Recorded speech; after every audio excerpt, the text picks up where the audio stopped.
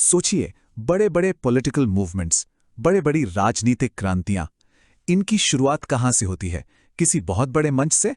नहीं, अक्सर इनकी जड़ें होती हैं एक छोटे से कमरे में, जहां कुछ लोग एक मकसद के लिए साथ बैठते हैं। आज हम ऐसी ही एक कहानी के जरिए समझेंगे कि असल में पॉलिटिक्स जमीनी स्तर पर शुरू कैसे होती है। तो सवाल उठता है, ये जो लोकल इलेक्शंस होते हैं, इनकी तैयारी कहाँ से शुरू होती होगी? क्या बड़े बड़े पोस्टरों से जो हम दीवारों पर देखते हैं, या फिर उन जोरदार रैलियों से? जवाब जितना सीधा है उतना ही पावरफुल भी। अक्सर ये सब शुरू होता है एक बंद कमरे में होने वाली एक मीटिंग से। जी हां, वहीं पर जहां असली रणनीति बनती है और कह सकते हैं कि लोकतंत्र अपनी पहली सांस लेता है। तो चलिए थोड़ा और अंदर चलते हैं। हम आपको लेकर चलते हैं सारण जिले में हुई एक ऐसी ही मीटिंग में। देखते हैं कि कैसे कुछ लोगों का एक साथ बैठना एक बड़े पॉलिटिकल गोल की नींव रख देता है। तो ये है उस मीटिंग की डिटेल्स। तारीख थी 31 दिसंबर 2025। संगठन था भारतीय मोमेंट फ्रंट और जगह सारण का मदरसा रहमानिया।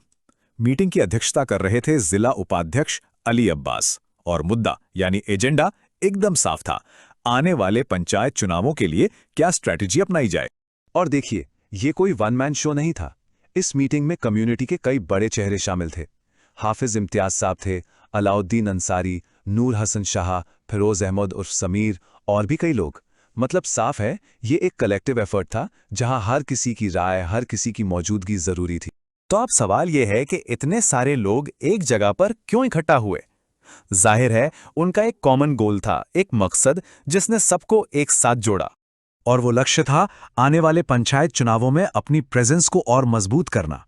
बात सिर्फ चुनाव लड़ने की नहीं थी, बल्कि ये पक्का करने की थी कि कम्युनिटी की आवाज सुनी जाए, उनका रिप्रेजेंटेशन बढ़े।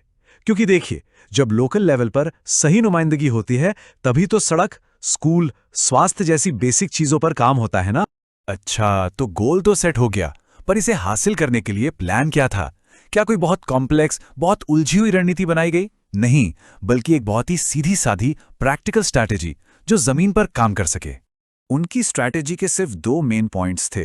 पहला, एक मेंबरशिप ड्राइव चलाना, यानी ज्यादा से ज्यादा लोगों को पार्टी से जोड़ना।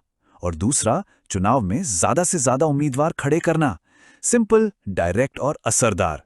अब जरा इस स्ट्रैटेजी के पीछे का लॉजिक समझिए। यह बड़ा दिलचस्प है। ज्यादा सदस्य, इसका मतलब क्या? एक मजबूत कम्युनिटी बेस। और ज्यादा उम्मीदवार, इसका मतलब रिप्रेजेंटेशन का बेहतर मौका। ये ग्रास रूट्स पॉलिटिक्स का आप कह सकते हैं क्लासिक फॉर्मूला है। लेकिन कोई भी स्ट्रैटेजी सिर्फ कागज पर नहीं चलती। उसके पीछे एक सोच होती है, एक विचारधारा जो लोगों को इंस्पायर करती है। तो सवाल यह है कि इस पूरी कोशिश के पीछे की फिलॉसफी क्या थी? इस सवाल का जवाब हमें मिलता है पार्टी के नेशनल प्रेसिडेंट डॉक्टर महबूब आलम अंसारी से। उन्होंने सिर्फ स्ट्रैटेजी की बात नहीं की, बल्कि उन उसूलों की बात की जिन पर यह पार्टी चलती है। और ये था उनका सबसे जरूरी संदेश। उन्होंने कहा, हम लोगों की जिम्मेदारी है कि भलाई का काम करें और लोगों को बुराई से बचने और अच्छाई की बात बताएं। मतलब पॉलिटिक्स सिर्फ पावर के लिए नहीं है, ये एक जिम्मेदारी है भलाई करने की, कम्युनिटी को सही रास्ता दिखाने की। तो उनकी सारी पॉलिटिकल एक्शन एक मॉरल कंपस पर टिकी है। तो चलिए अब इस एक मीटिंग से थोड़ा बाहर निकलते हैं और बड़े पिक्चर को देखते हैं। ये एक कहानी हमें ग्रास रूट्स पॉलिटिक्स के बारे में क्या सिखाती है। देखिए, जमीनी स्तर की राजनीति का एक फॉर्मूला होता है।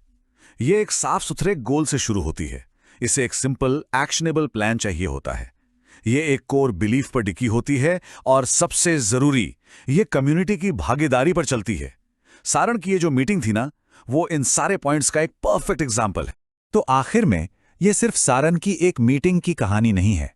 ये कहानी है कि डेमोक्रेसी, लोकतंत्र असल में जमीनी स्तर पर काम कैसे करता है।